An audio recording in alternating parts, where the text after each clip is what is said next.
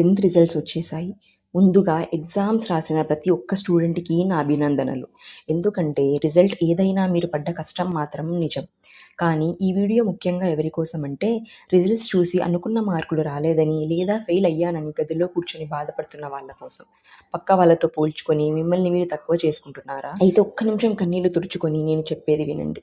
ఒక కాగితం ముక్క, దాని మీద ఉన్న కొన్ని నెంబర్లు నీ జీవితాన్ని, నీ భవిష్యత్తుని ఎప్పటికీ డిసైడ్ చేయలేవు.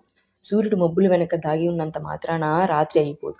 ఫెయిల్ అవ్వడం అంటే జీవితంలో ఓడిపోవడం కాదు, ఇంకోసారి మరింత గట్టిగా ప్రయత్నించడానికి నీకు దొరికిన ఒక అవకాశం. చరిత్ర సృష్టించిన ఏ ఒక్కడి ప్రయాణం పూలపాన్పు కాదు. క్రికెట్ దేవుడు Sachin Tendulkar 10th class fail. ప్రపంచానికి వెలుగునిచ్చిన థామస్ ఆల్వా ఎడిసన్ని స్కూల్కి పనికిరాని వాడు అని గెంటేశారు. వాళ్ళు అక్కడే ఆగిపోయారా? నా పని అయిపోయిందని ఏడ్చుకుంటూ కూర్చున్నారా? లేదు, తమ సత్తా ఏంటో ప్రపంచానికి చూపించారు. మరి నువ్వెందుకు బాధపడుతున్నావు? మార్కులు తక్కువ వస్తే ఏమైంది? ఫెయిల్ అయితే ఏమైంది? అది కేవలం ఒక ఎగ్జామ్ మాత్రమే.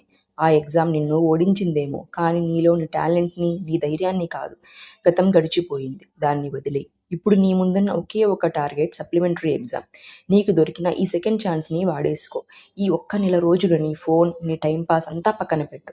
నీ అసలైన సత్తా ఏంటో, నీ ఆత్మవిశ్వాసం ఏంటో ఆ సప్లిమెంటరీ ఎగ్జామ్ రాసి చూపించు. తల్లిదండ్రులకు నాదొక చిన్న విన్నపం.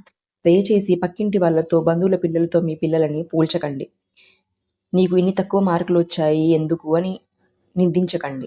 వాళ్ళు ఇప్పుడున్న పరిస్థితుల్లో వాళ్ళకి మీ సపోర్ట్ కావాలి, చివాట్లు కాదు. వాళ్ళ భుజం తట్టి పర్లేదు నాన్న, నెక్స్ట్ టైం చూసుకుందామని చెప్పండి. మీ ఆ ఒక్క మాట వాళ్ళకి కొండంత ధైర్యాన్ని ఇస్తుంది. యుద్ధంలో కింద పడటం ఓటమి కాదు, పడిన చోటే ఉండిపోవడం ఓటమి.